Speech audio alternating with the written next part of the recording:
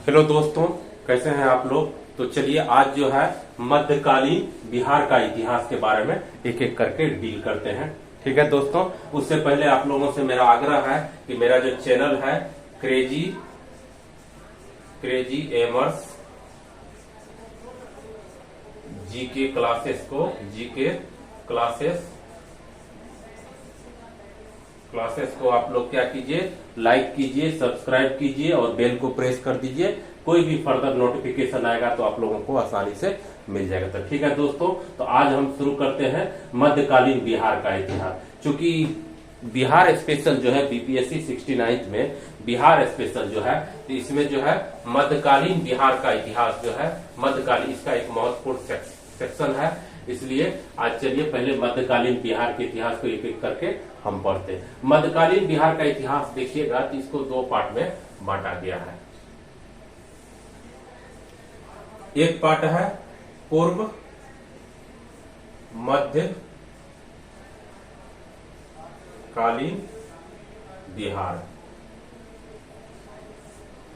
इसका कालखंड अगर देखिएगा तो 600 से लेकर के ईस्वी से लेकर के ये कहां तक जाता है, तो 1200 तक जाता है, 1200 ईस्वी तक जाता है। ठीक है दोस्तों। और दूसरा कौन है, उत्तर मध्यकालीन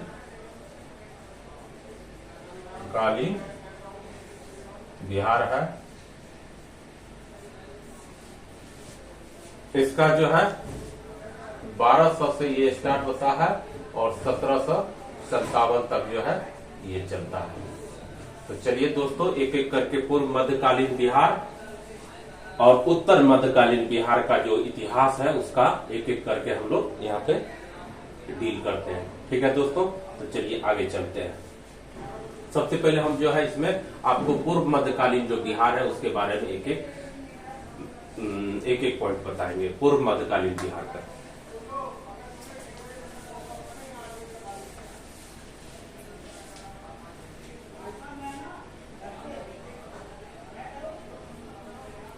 दोस्तों पूर्व मध्यकालीन बिहार की स्थिति के बारे में अगर हम पढ़ें तो क्या हो गया कि 8वीं शताब्दी जो है, 8वीं शताब्दी के मध्य में जो मोखरी वंश का शासन था, तो मोखरी वंश का पूरी तरह से क्या हो गया, पतन हो गया। जब मोखरी वंश का पूरी तरह से पतन हो गया, मोखरी वंश के विघटन के फलस्वरूप क्या हो गया, मोखरी वंश का विघटन हो गया, तो बिहार में जो है अराजकता की स्थिति फैल गई। बिहार में हर जगह क्या हो गया, तो अराजक स्थिति फैल गया, अराजक स्थिति बन गई। इसी अराजक स्थिति के बीच में गोपाल नामक एक व्यक्ति था, गोपाल। उन्होंने क्या किया, बिहार में पाल वंश की स्थापना की। किस वंश की स्थापना की, गोपाल, तो पाल वंश की स्थापना गोपाल ने किया। गोपाल जो है उदंतपुरी जो है, उदंतपुरी जो कि बिहार शरीफ भी कहते हैं, उदंतपुरी को बिहार शरीफ भी कहते हैं। ये बिहार शरीफ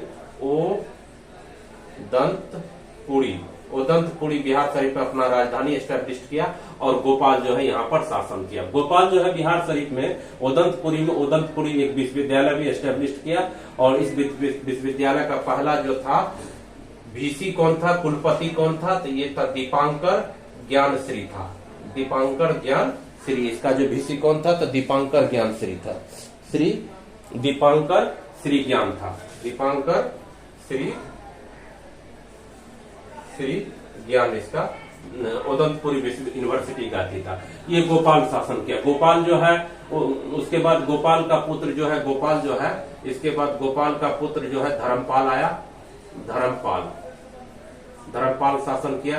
धर्मपाल जो गोपाल से भी आगे निकल गया। ठीक है, गोपाल से भी आगे गया और ये धर्मपाल जो है क्या किया, तो धर्मपाल जो है आपको ये नालंदा, ये जो विक्रमशिला विश्वविद्यालय है, विक्रमशिला विश्वविद्यालय जो यूनिवर्सिटी है, इसकी स्थापना भागलपुर में यही किया। कौन किया, तो धर्मपाल किया।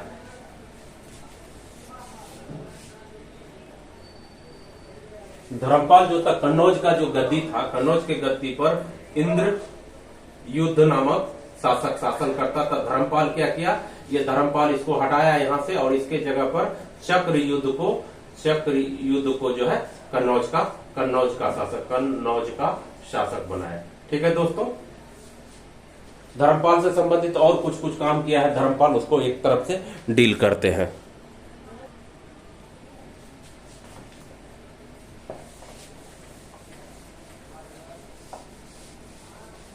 धर्मपाल के बाद जो है धर्मपाल का पुत्र जो है, धर्मपाल का पुत्र देवपाल शासक बना। धर्मपाल का पुत्र जो है कौन बना? तो देवपाल। देवपाल जो है यहाँ का शासक बना। इन्होंने भी जो है अच्छा काम किया। देवपाल के द्वारा भी अच्छा कई काम किए गए देवपाल के द्वारा, लेकिन जितना काम धर्मपाल किया था उतना देवपाल सक्सेस नहीं। देवपाल के द्वारा, देवपाल के बाद जो है और बहुत सारा शासक जो पाल वंश का शासक शासन किया यहाँ पे। जो मगध वाला क्षेत्र है, मगध वाला क्षेत्र में ये लोग काम किए। यही देवपाल क्या किया, राजधानी जो पहले उदंतपुरी में था इसको ट्रांसफर किया। उदंतपुरी से कहा तो भागलपुर ट्रांसफर किया। भागलपुर जो चंपा था यहाँ पे ट्रांसफर कौन किया राजधानी? तो ये देवपाल किया था। ठीक है दोस्तों, एक ये इंपॉर्टेंट बात है इसमें देवपाल से संबंधित। विक्रमशिला विश्वविद्यालय जो है, विक्रमशिला विश्वविद्यालय, इसकी स्थापना यही देवपाल किया था। देवपाल एक और काम किया कि जावा सुमात्रा का एक शासक था, बालपुत्र था।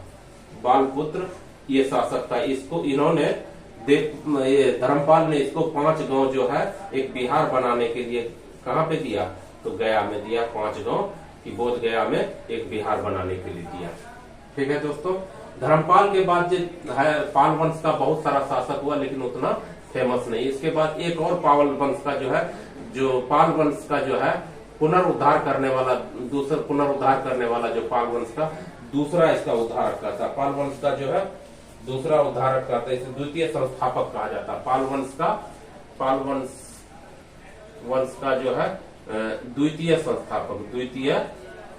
संस्थापक किसको कहा जाता है? तो ये जो है महिपाल है। महिपाल जो है पाल वंश का द्वितीय। ये भी बहुत फेमस हुआ है। महिपाल भी बहुत काम किया। महिपाल के समय में ही जो है ये महिपाल जो था, इसके महिपाल के समय में ही, महिपाल के समय शासनकाल में चोल शासक जो है, चोल शासक राजेंद्र चोल क्या किया? बंगाल पे आक्रमण किया। बंगाल पे आक्रमण किया और महिपाल को पराजित कर दिया। ठीक है दोस्तों, तो ये इंपोर्टेंट महिपाल से संबंधित है। महिपाल के बाद जो नयनपाल, उसके बाद जो है सूरपाल, रामपाल द्वितीय जो कि 1197 से 1198 तक। रामपाल द्वितीय जो है, ये रामपाल द्वितीय ये 11 से 97 से 98 तक रहा। 97 से 98 माने कि एक ही साल, 1197 से 1198 तक ये रहा। तो इस तरह से पाल वंश का ये पूरा क्रम बता दिए कि यहाँ हो गया। ठीक है, इसके बाद जो है ये पूर्व मध्यकालीन का समय जो है खत्म हो जाता है। अब आप चलते हैं उत्तर मध्यकालीन बिहार का इतिहास जो है उसके बारे में पढ़ते हैं कि कौन सूबेदार था, कौन कौन के क्या क्या किया, एक तरफ से इसको डील करते हैं। ठीक है दोस्तों, तो उत्तर मध्यकालीन बिहार के बारे में आपको बताते हैं एक तरफ से। उत्तर मध्यकालीन बिहार का जो है दिल्ली सल्तनत से शुरू होता है। दिल्ली सल्तनत से कैसे शुरू होता है? तो ये जो है कुतुबुद्दीन ऐबक जो था, कुतुबुद्दीन ऐबक जो गुलाम वंश का था, गुलाम वंश का था। तो कुतुबुद्दीन ऐबक जो गुलाम वंश का दिल्ली में शासन हुआ, मोहम्मद गौरी और पृथ्वीराज चौहान के बीच जो युद्ध हुआ, तराइन का दूसरा युद्ध, इसमें पृथ्वीराज चौहान की हार हो गई। जब पृथ्वीराज चौहान की हार हो गई तो दिल्ली में जो है गौरी का शासन स्थापित हो। गौरी क्या किया? अपना गुलाम जो था कुतुबुद्दीन ऐबक को यहाँ गद्दी पे बैठा करके दिल्ली से वो फिर गौर लौट गया, उधर अफगानिस्तान चला गया। ठीक है दोस्तों, अफगानिस्तान चला गया। यही मोहम्मद जो गुलाम वंश का कुतुबुद्दीन ऐबक था, इसका एक सेना नायक था कौन? बख्तियार खिलजी था। ये बख्तियार खिलजी जो था, जो हिसामुद्दीन था, जो कि अवध और बनारस का जो क्षेत्र, बनारस का क्षेत्र है, यहाँ का हिसामुद्दीन क्या था? हिसामुद्दीन था यहाँ का सूबेदार। अवध और बनारस का सूबेदार था हिसामुद्दीन जो था यहाँ का क्या था? सूबेदार था। सूबेदार था। इसी का सहायक कौन था? ये बख्तियार खिलजी था। बख्तियार खिलजी क्या किया? जब जिस समय बिहार में या मगध पे अटैक किया बख्तियार खिलजी, उस समय बिहार में कोई भी ऐसी महत्वपूर्ण शक्ति नहीं थी जो कि इसका बख्तियार खिलजी का मुकाबला करे। और इसी का फायदा उठा करके ये बख्तियार खिलजी जो है 1197 में क्या किया, बिहार पर अटैक कर गया। और अटैक करते करते ये कहां तक आ गया, बिहार शरीफ ओदंतपुरी आ गया। ओदंतपुरी में चूंकि उस समय ओदंतपुरी जो किला था राजा का, उसकी रक्षा के लिए केवल 2 सैनिक था, उसको आसानी से हटा दिया। उसके बाद जो ओदंतपुरी विश्वविद्यालय था, यूनिवर्सिटी में जो भिक्षुक थे या और जो लोग थे पढ़ने लिखने वाले, बहुत लोगों को काट मार कर दिया और पूरी तरह से ये यूनिवर्सिटी को खत्म कर दिया। ये बख्तियार खिलजी क्या किया, अपना जो है राजधानी कहाँ स्टैब्लिश किया, तो ओदंतपुरी में,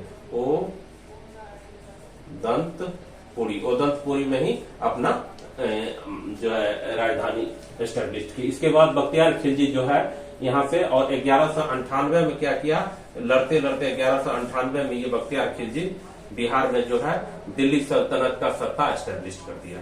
ठीक है दोस्तों, इसके बाद ये यहाँ से गया कहाँ पे, तो विक्रमशिला विश्वविद्यालय जो था, वहां भी जो चैत बिहार था और जो देखने योग्य चीज बना हुआ था सारा को ये ऐसा सनकी शासक था, इन्होंने नष्ट कर दिया। नालंदा यूनिवर्सिटी जो था, नालंदा यूनिवर्सिटी कुमारगुप्त के द्वारा बनाया गया था गुप्त शासन काल में, उसको भी आग के हवाले कर दिया और उसका जितना भी महत्वपूर्ण पांडुलिपि था, पुस्तक था, सबको जला दिया। ठीक है दोस्तों, उसके बाद बख्तियार खिलजी जो है कहा चला गया, तो ये चला गया लखनौती चला गया।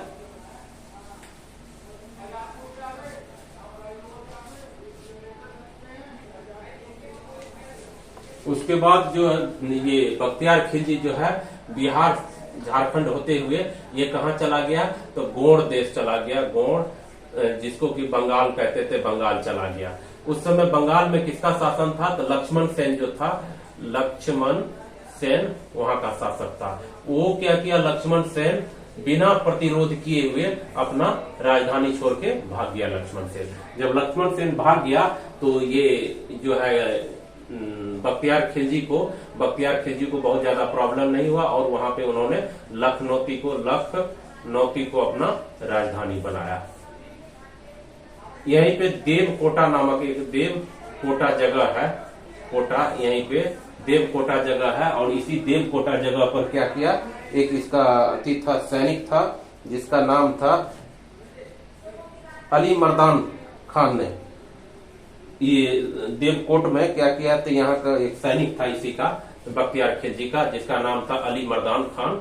अली मर्दान खान नाम था।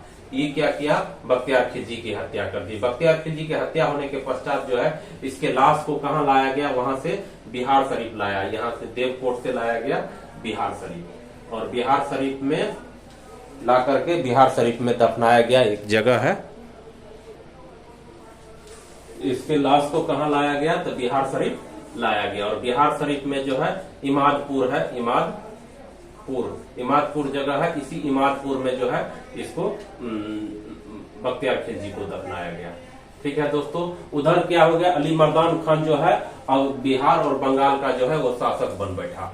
ये जो अली मर्दान खान जो है यहाँ का शासक बन बैठा।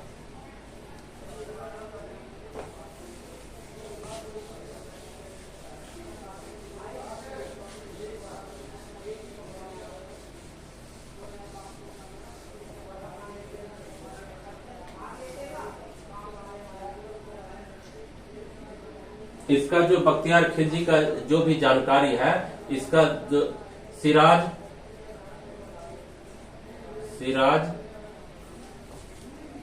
मिनहाज नामक एक सिराज मिनहाज की पुस्तक है, तारीख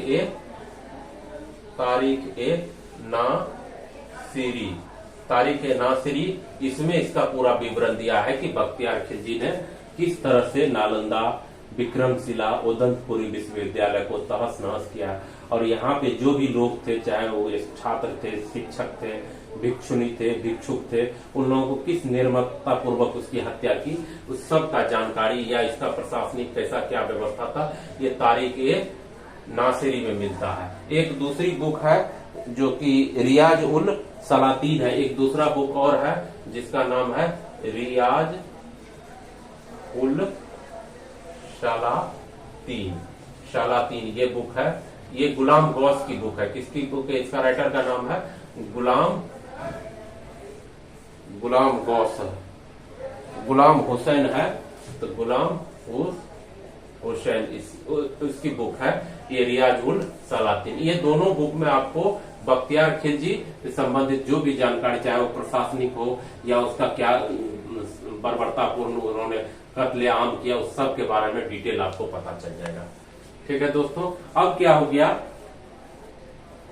बख्तियार खिलजी के मरने के पश्चात, बख्तियार खिलजी की मृत्यु के पश्चात क्या हो गया कि 1210 ईस्वी में ये जो कुतुबुद्दीन ऐबक था, जो कि दिल्ली का शासक था, कुतुबुद्दीन ऐबक लाहौर में चौगान खेल रहा था, चौगान खेल रहा था और घोड़े से गिरकर इसकी मृत्यु हो गई।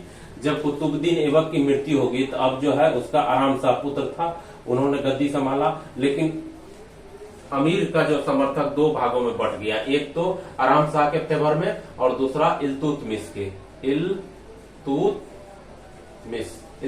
के समर्थन में। ये दोनों लोग जो है इल्तुतमिश और आराम शाह। बाद में इल्तुतमिश जो है दिल्ली का सुल्तान बनने में सफल रहा। अब इल्तुतमिश चूंकि इस समय क्या हो गया कि ये घरेलू झगड़ा में उलझा हुआ था, इसलिए वो बिहार के तरफ ध्यान नहीं दे पाया, बिहार की तरफ इसका ध्यान नहीं दिया। बाद में इसी का फायदा उठा करके जो बिहार का सूबेदार था या गवर्नर था, वो लोग इनका काफी फायदा उठाया। ठीक है,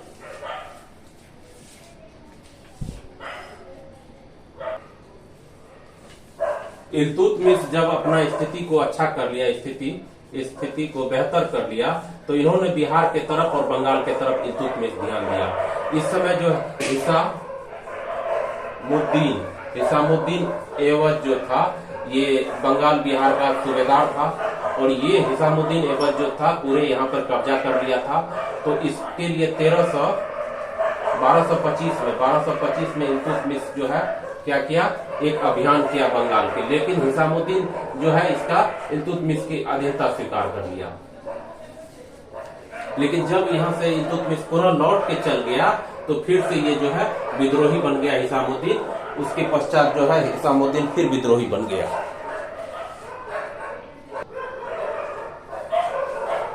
तो हिसामुद्दीन जो विद्रोही हो गया था, तो 1225 में ये जो यहाँ पे अभियान किया, इसके बाद जो हिसामुद्दीन को हटा दिया और बिहार का सूबेदार किसको नियुक्त किया, बिहार और बंगाल का सूबेदार जो है, बिहार और बंगाल का सूबेदार नियुक्त किया। बिहार एवं बंगाल का जो है सूबेदार नियुक्त किया। किसको नियुक्त किया, तो बिहार और बंगाल का अलाउद्दीन जानी को बिहार का अलाउद्दीन जानी जो है इसको बिहार का सूबेदार नियुक्त किया गया। तो ये जो गवर्नर है बिहार का, जो इल्तुतमिश के द्वारा नियुक्त किया, अलाउद्दीन जानी नियुक्त किया गया। 1236 ईस्वी जो है, 1236 ईस्वी के समय जब ये अलाउद्दीन जानी ही रहा,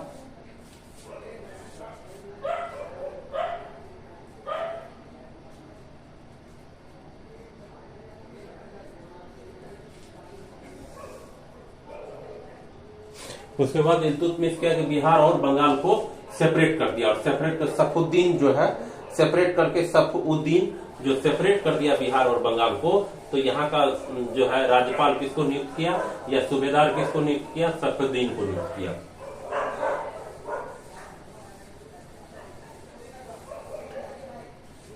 इल्तुतमिश क्या किया, बिहार एवं बंगाल को अलग कर दिया और बिहार का सूबेदार किसको नियुक्त किया, सैफुद्दीन ऐबक को नियुक्त कर दिया। सैफुद्दीन ऐबक जो है बिहार बंगाल का रहा। उसके बाद 1236 ईस्वी में जब इल्तुतमिश की मृत्यु हो गई, तो 1236 से लेकर 1260 तक जो है, 66 तक यहाँ जो कोई सूबेदार नहीं रहा, दिल्ली में जो है कोई शासन। इसके बाद जो है इल्तुतमिश की बेटा बना शासक, उसके बाद उसकी लड़की जो रजिया सुल्तान बनी। बहुत सारा शासक आया लेकिन वो दमदार शासक नहीं था। इसी का फायदा उठा करके बिहार एवं बंगाल का जो भी शासक था वो अपना स्वतंत्र अपने आप को घोषित कर लिया गया। 1266 के बाद जो है जब बलबन का शासन फिर आया तो फिर बलबन जो है बिहार और बंगाल पे ध्यान देना शुरू कर दिया। इस समय तुगरिल खान जो था, एक तुगरिल खान जो है बंगाल का बिहार बंगाल का सूबेदार था। तुगरिल खान से ये 1279 ईस्वी में जो है पहले 2-3 अभियान किया, लेकिन तुगरिल खान हाथ नहीं लगा। 1279 में बलबन क्या किया, यहाँ से अपना सैन्य अभियान शुरू किया और जाकर के लखनौती में जाकर के तुगरिल खान को सपरिवार हत्या कर दिया। तुगरिल खान का और हत्या करके वहां से लौटा और अपना बेटा जो था, बलबन का बेटा का क्या नाम था, बलबन का बेटा, उसको जो है वहां का बिहार का और बंगाल का 1279 में जब बलबन ने बंगाल का अभियान किया तो ये तुगरिल खान को सपरिवार इसकी हत्या कर दिया। हत्या करने के बाद जब बलबन यहाँ से लौट के आए तो उस समय बिहार का गवर्नर किसको बनाए, तो बुगरा खां। ये बुगरा खां कौन एक्चुअली, तो बलबन का बेटा था। ठीक है। इसके बाद जो है बुगरा खां के बाद जो है बलबन का 1287 ईस्वी में मृत्यु होगी, बलबन खत्म हो गया और उसके बाद इसका पोता कुछ दिन शासन किया। फिर जलालुद्दीन खिलजी जो है खिलजी वंश की स्थापना दिल्ली में कर दिया। अब जलालुद्दीन खिलजी के समय में जो है बिहार में और बंगाल बिहार पर जो है कोई प्रभाव दिल्ली शासन का नहीं था, ये इसके नियंत्रण में नहीं था जलालुद्दीन खिलजी के समय में। जलालुद्दीन खिलजी के बाद जो है इसका जो है भतीजा अलाउद्दीन खिलजी बना और अलाउद्दीन खिलजी के समय में कुछ कुछ बिहार के तरफ ध्यान दिया गया। जब अलाउद्दीन बना दिल्ली का शासक तो उसके समय में जो है अलाउद्दीन के समय में हातिम खां बिहार का सूबेदार बन गया। तो कौन बन गया, अलाउद्दीन खिलजी के समय में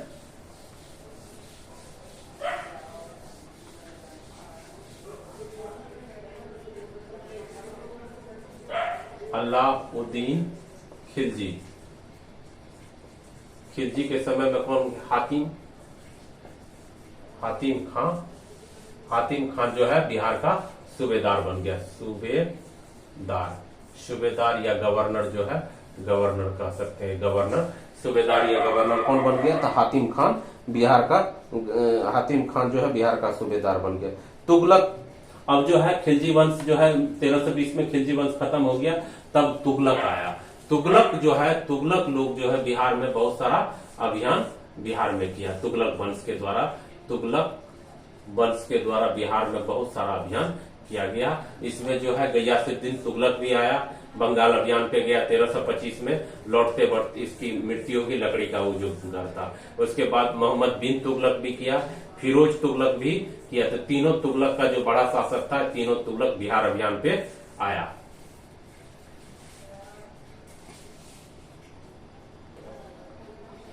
तुगलक जो है गयासुद्दीन तुगलक, मोहम्मद बिन तुगलक और फिरोज तुगलक, तीनों जो है क्या किया, बिहार में अभियान किया तीनों।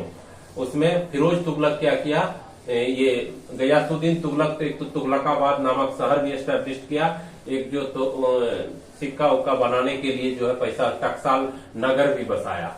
मोहम्मद बिन तुगलक भी बहुत काम किया और इस समय जो ये उत्तर बिहार में जो शासक था उनको भी तिरहुत उरुत के शासक को हराया। उसके बाद जो है लोधी वंश आता। लोधी वंश में क्या हो गया कि लोधी वंश में जो है बहलोल लोधी के बाद जो सिकंदर लोधी था, सिकंदर लोधी और बंगाल के शासक में ठन गया। इसके बाद सिकंदर लोधी बिहार के अभियान पे आया और जब सिकंदर लोधी बिहार के अभियान पे आया तो बंगाल के शासक और इसके बीच जो है युद्ध हुआ। तो दोनों जो है सिकंदर लोधी का अधीनता मान लिया वो बंगाल वाला शासक और मुंगेर को जो है सीमा निर्धारित कर दिया सिकंदर लोधी के समय में।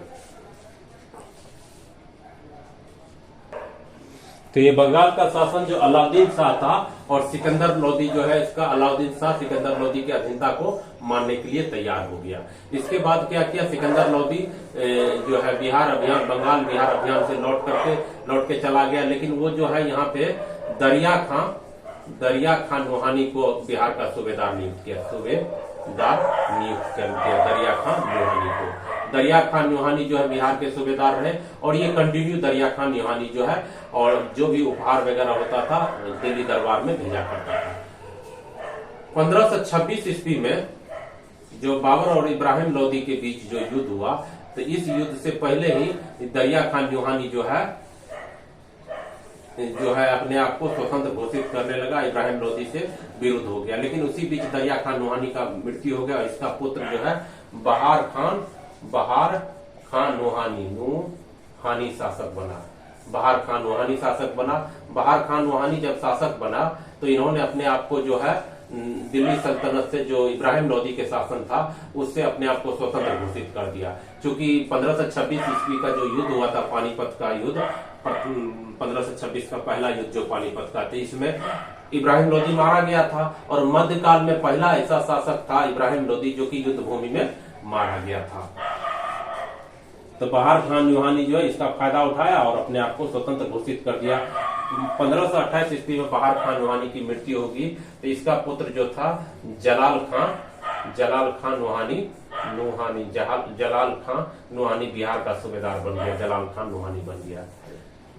और इसका संरक्षक कौन था? यही शेरशाह सूरी जो था, शेरशाह सूरी, इसी का संरक्षण था। किसका? तो जलाल खान नुहानी जो था, इसका संरक्षक कौन था? तो शेरशाह सूरी। उस समय शेर खान कहलाता था। उस समय ये शेरशाह नहीं था, शेर खान था।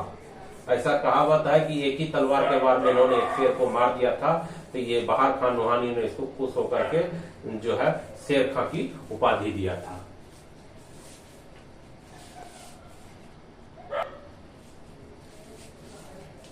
ये जलाल खान जो था, जलाल खान, तो यहाँ जलाल खान का संरक्षण कौन था? जलाल खान का संरक्षण था शेर खान था। शेर खान जब आया, यही आगे चलकर शेरशाह सूरी बनता है। तो ये बहुत सारा जो प्रशासनिक सुधार करना चाहे, लेकिन उस समय जो अफगानी यहाँ का था सरदार, सब इन्होंने इसका काफी विरोध किया। बाद में अफगानी सरदार, कुछ सरदार जलाल खान को लेकर के बंगाल चला गया और इसी का फायदा उठा करके शेर खान जो है बिहार या जो सासाराम का शासक बन बैठा। ये शासक बन बैठा। इसी समय जो है बाबर इब्राहिम लोदी के बीच में हुआ था। बाबर 1529 ईस्वी में जो है 1529 ईस्वी में अफगान और बाबर के बीच में लड़ाई, जिसमें घाघरा का युद्ध, और इस घाघरा के युद्ध में अफगान जो बुरी तरह से पराजित हो गया। जब पराजित हो गया तो अब जो है अफगान जो है बिहार के छिटपुट भागों में छुप करके कुछ कुछ काम करता था। ये शेरशाह जो है 1530 ईस्वी में क्या हो गया कि बाबर की मृत्यु होगी आगरा में। जब बाबर मर गया तो हुमायूं शासक बैठा। हुमायूं जो है शासक बना और हुमायूं के शासक बनते ही शेरशाह जो है क्या किया, अपना चालाकी से अपना सेना इकट्ठा किया और हुमायूं और शेरशाह के बीच में जो है 1539 ईस्वी में चौसा का युद्ध हुआ, जिसमें हुमायूं की हार हो गई। और यहाँ से ये शेरशाह जो है, ये शेर खान जो था, ये शेरशाह बन गया। 1540 ईस्वी में फिर 1540 में बिलग्राम या कन्नौज का युद्ध हुआ। बिलग्राम या कन्नौज का युद्ध हुआ और इस बिलग्राम या कन्नौज के युद्ध में क्या हो गया कि फिर हुमायूं की हार हो गई। और जब हुमायूं की हार यहाँ पे हो गई तो इसके बाद जो है ये शेरशाह जो शेर खान शेरशाह बन गया था, ये अपने आप को बिहार का नहीं हिंदुस्तान का शहंशाह घोषित कर दिया।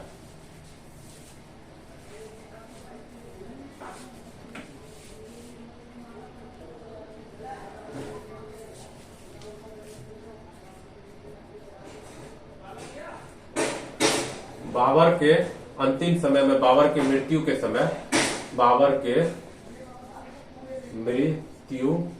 समय बिहार का जो कौन था सूबेदार? तो बिहार का सूबेदार या गवर्नर जो था, या गवर्नर कह सकते, गवर्नर कौन था? तो जलाल खान था। ये बाबर के समय में अंतिम गवर्नर बिहार का कौन था उस समय? तो जलाल खान था। फिर हुमायूं आया। हुमायूं के समय हुमायूं भी बहुत लड़ा। उसके बाद जो है 1555 में फिर हुमायूं लौट के आया। हुमायूं 1555 में फिर जो है दिल्ली पे अधिकार किया और हुमायूं के समय में जो है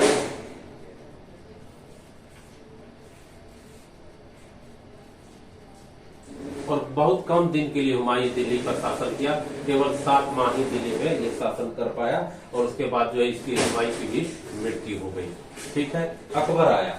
अकबर के समय में जो अकबर शुरू में बच्चा था, तो अकबर के समय में बिहार में जो है कोई शासक ने। फिर अकबर जो कई अभियान किया, बिहार के लिए अभियान किया, और अकबर जो है बिहार अभियान किया, और अपना जो है बिहार में उन्होंने क्या किया, तो मुनीम खान जो है उसको कई अकबर के समय में बिहार में जो ताज खान करानी शासक था, बिहार में शासन करता था, यही सूबेदार था बिहार में, इसी का शासन था। बाद में ताज खान की मृत्यु के पश्चात सुलेमान खान जो था इसका भाई था, और सुलेमान खान जो है यहाँ पे बिहार में शासन, और बिहार बंगाल को संयुक्त रूप से मिलाकर के ये शासन करने लगा।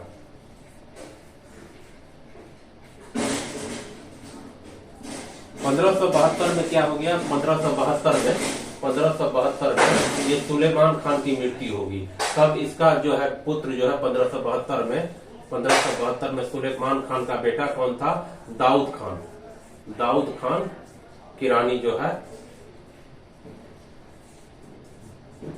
दाऊद खान करानी जो है ये बिहार बंगाल का शासक बना। दाऊद खान करानी जो है क्या किया, ये एक स्वतंत्र शासक बनना चाहता था, और इन्होंने अकबर से बैर मोल ले लिया। इसी के कारण जो अकबर को अभियान करना पड़ा, युद्ध की तैयारी करना पड़ा।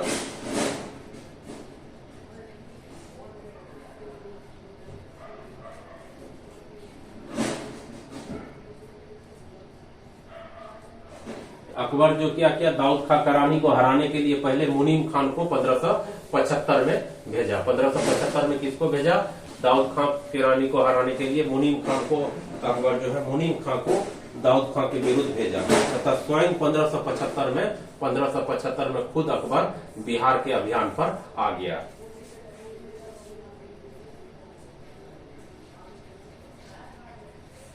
और आते ही इन्होंने क्या किया, हाजीपुर का किला जो है उसको कब्जा कर लिया। और ये जो दाऊद खान किरानी था, ये क्या किया, यहाँ से बिहार से भाग करके बंगाल चला गया।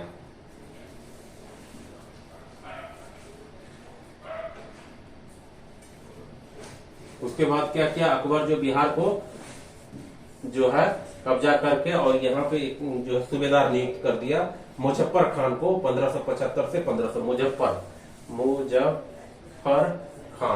मुजफ्फर खान को बिहार का सूबेदार नियुक्त कर दिया। कौन नियुक्त कर दिया, अकबर, जो कि 1575 से लेके 1578 तक बिहार का सूबेदार रहा। ये मुजफ्फर खान था सूबेदार।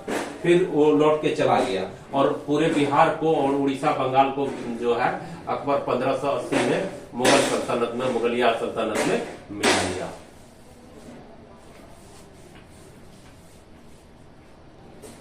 उसके बाद अकबर के शासन काल में मान सिंह तथा अन्य कई सूबेदार जो बिहार में काम किया। जब अकबर का 1605 ईस्वी में निधन हुआ था, उससे उसी समय जो था अंतिम कौन था, तो आफाक खान जो था, उस समय कौन था बिहार का,